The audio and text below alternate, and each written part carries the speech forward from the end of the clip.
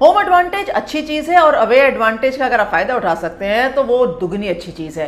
Gujarat Titans जब मुंबई के सामने थी तो वो जो थोड़ा बहुत गुस्सा है ना, क्योंकि कोई एक टीम से निकल कर आया, दूसरी टीम का कप्तान है, मैं हार्दिक पांड्या की बात कर रही हूँ, पहले मुंबई इंडियंस से खेलते थे, अब ऑफकोर्स कप्तान है गुजरात टाइटंस की, तो कहीं ना कहीं जब उन्होंने अपने घर में होस्ट करना है मुंबई को, तो ये जो चीज़ रहेगी, हम घर आए मेहमान को निराश नहीं करते लेकिन जीत भी परोस कर नहीं देते।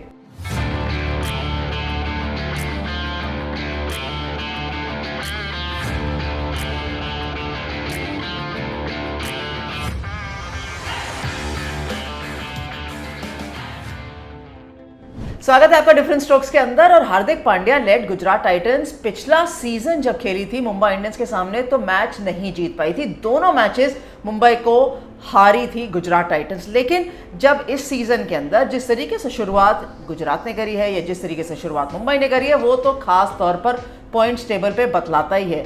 ऑफकोर्स मुकाबला खत्म होने के बाद अगर अब पॉइंट्स टेबल पे नजर डालेंगे तो हम कहेंगे चेन्नई सबसे आगे, सबसे टॉप पर, लेकिन गुजरात उसके पीछे पीछे है। चेन्नई बड़ा टीम है, अच्छा टीम है, पहले पहुंच गया था 10 अंकों पर, लेकिन गुजरात ज़्यादा दूर नहीं है। लेकिन मुंबई देखिए कितना नीचे है, बहुत middle of the points table पर है। ऑफकोर्स सबसे नीचे की तरफ नहीं जाते, वो तो मुकाबला खत्म हो चुका है सनराइजर्स और दिल्ली कैपिटल्स का। लेकिन इस समय मुंबई के सामने चुनौती है कि वो खेलेंगे, जीतेंगे कैसे। जब एडवांटेज मिला था टॉस जीत के कहीं ना कहीं गेंदबाजी करने का, तो वो एडवांटेज लेना चाहिए था। मैं समझती हूँ जिस तरीके से गेंदबाजों ने, खासतौर पर मुंबई के गेंदबाजों ने बॉलिंग करी, खराब नहीं थी, लेकिन बल्लेबाजी ज़्यादा बेहतर करी गुजरात ने, और वो भी होम कंडीशंस के अंदर। भाई जब भी गुजरात की टीम बैटिंग पहले करती है ना, अक्सर ज़्यादातर जीतती है। ऐसा नहीं है कि चेस में जीतती नहीं है, चेस में बहुत अच्छा रिकॉर्ड है, लेकिन बैटिंग फर्स्ट में इनका रिकॉर्ड और भी ज़्यादा बेटर है। और बैटिंग ऑर्डर पे नजर डालो, आपको लगेगा रिद्धिमान साहा, शुभमन गिल, हार्दिक पांड्या, डेविड मिलर, अभिनव मनोहर, सारे ऐसे प्लेयर्स हैं जो फॉर्म के अंदर हैं, और ये फॉर्म दिखता भी है। वरना ऐसे ही तो नहीं ना आप 200 रन पहुंच सकते, 200 से ऊपर रन बना सकते, तो कहीं ना कहीं बैटर्स ने ठीक तो खेला ही होगा ना। और जब बैटर्स के नाम के आगे रन्स लगे होंगे, चाहे 40 हो 50 हो, वो स्ट्राइक रेट, इम्पैक्ट इतना बढ़िया क्रिएट करते हैं कि वो ऑपोजिशन से दूर लेके चले जाते हैं। भाई तारीफ पीयूष चावला की ज़रूर करनी चाहिए, क्योंकि वो मुंबई के एक ऐसे गेंदबाज दिखे हैं जो कि कंसिस्टेंटली गेंदबाजी अच्छी करते आए हैं। एक्सपीरियंस का फ़ायदा तो मिलता ही है, लेकिन स्किल भी तो है ना, ऐसे तो नहीं आप सिर्फ एक्सपीरियंस में अच्छा खेलते।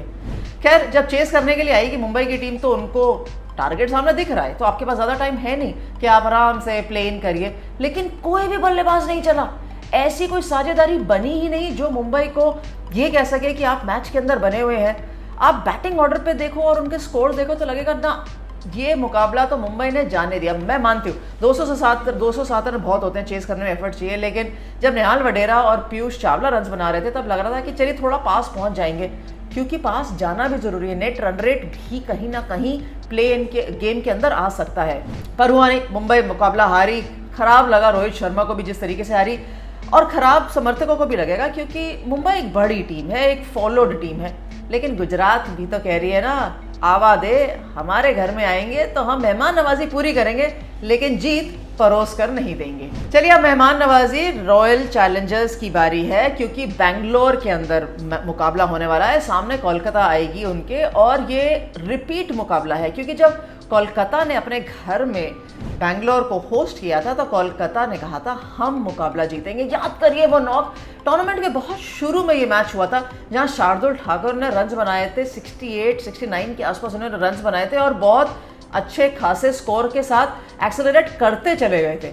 वही मुकाबला जहां उनको प्लेयर ऑफ द मैच भी मिला था और लॉर्ड शार्दुल ठाकुर की तारीफ हुई थी। जी हाँ, वही मुकाबला अब रिपीट प्लेऑफ है। अब बैंगलोर के अंदर ये मुकाबला खेला जाएगा, और वो बैंगलोर जहां पे पिछले दोनों मैचेस बैंगलोर जीती है।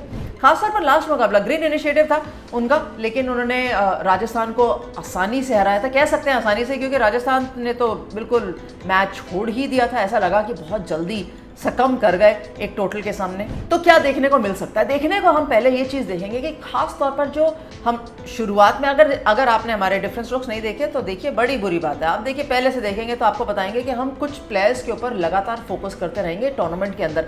हर प्रोग्राम में हम उनकी बात नहीं करेंगे, लेकिन अब मिडिल ऑफ द सीजन हो चुका है, थोड़ा सा मिडिल के थोड़ा सा आगे आ गया है स्टेज, तो let's look at the players जो आने वाले हैं, दैट इज कोलकाता के प्लेयर्स और सामने बैंगलोर के प्लेयर्स की इन दोनों टीमों के खिलाड़ियों का जिस पे हम नजर रखे हुए हैं वो उनका प्रदर्शन अभी तक कैसा रहा है। अभी तक अगर हम नीतीश राणा की बात करेंगे तो नीतीश राणा ने रन जरूर अच्छे किए हैं लेकिन टीम जीती नहीं है। 2 मुकाबले जीती है कोलकाता, लेकिन उन्होंने अपने तरफ से 2 मैचेस में अच्छा परफॉर्म किया। एक 45 किया था गुजरात के अगेंस्ट और एक 75 रन भी बनाए थे, लेकिन फिर भी अभी तक टीम क्योंकि सक्सेसफुली कह सकते हैं इतना बढ़िया अभी तक स्टार्ट नहीं मिला है। और कैप्टन है, मैं इसलिए कह रही हूँ क्योंकि कैप्टन है, लेकिन उनका नीतीश खुद का स्ट्राइक रेट अच्छा रहा है, 140 एवरेज भी ठीक ठाक है, लेकिन क्योंकि कप्तान है ना, आप चाहेंगे कि इनसे परफॉर्मेंसेज और अच्छे निकले।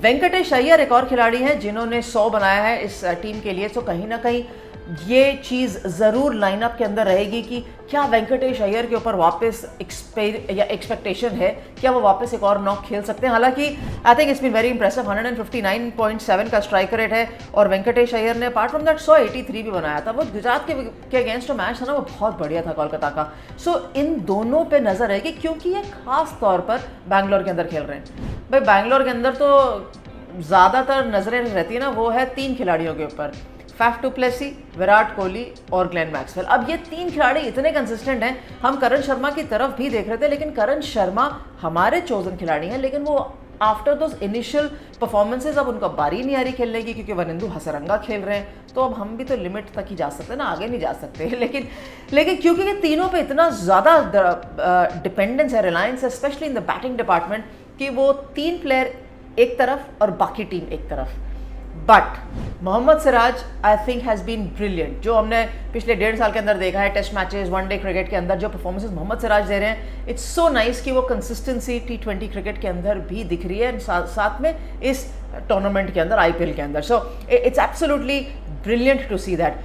कोलकाता थोड़ा सा वीक स्टार्ट करती है अगेंस्ट बैंगलोर इस मैच के अंदर क्योंकि हार के आ रही है, और जब बैंगलोर जीत कर आता है ना, अपने होम ग्राउंड में खेलता है, तो वो एक एक्स्ट्रा पैशन, एक एक्स्ट्रा ड्राइव के साथ मिलते हैं। शाम का मुकाबला है तो ऑब्वियसली थोड़ी सी टीम्स प्रेफर करेंगी चेस करना, अनटिल अनलेस बिल्कुल ही कंडीशंस बदल जाए, बिल्कुल ही सूखी पिच हो तो गए हम पहले बैटिंग करते हैं, हालांकि मुश्किल रहता है। ऑल इन ऑल इतना ज़्यादा दिखा नहीं है कि अगर हमने पहले बैटिंग करके रन्स बोर्ड पे अच्छे डाल दिए तो सेकंड टीम को आसान रहता है चेस करना। अभी तक इस टूर्नामेंट में दिखा नहीं है, all matches have been absolutely competitive. लेकिन जब बैंगलोर और कोलकाता आमने सामने रहेंगे तो 2 चीज़ें देखने के लिए हैं।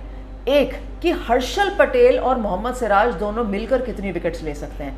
हर्षल पटेल की change of pace, Mohammed Siraj की आउट एंड आउट पेस, दोनों मिलकर कितना ज़्यादा कोलकाता को परेशान कर सकते हैं। और सामने से गुरबाज ने पिछली बार रन किए थे, वेंकटेश अय्यर से तो उम्मीदें हैं ही रन्स करने की, लेकिन क्या नीतीश राणा का बल्ला वापस चल सकता है? क्या शार्दुल ठाकुर फिट होकर वापस टीम के अंदर आ सकते हैं? ये कंसर्न रहेगा क्योंकि शार्दुल ठाकुर चोटिल थे इसलिए नहीं खेल रहे थे। क्या वो वापस आके अपनी जगह ले सकते हैं? ये कॉम्बिनेशन किसके साथ कोलकाता उतरना चाहेगी इस मैच के अंदर?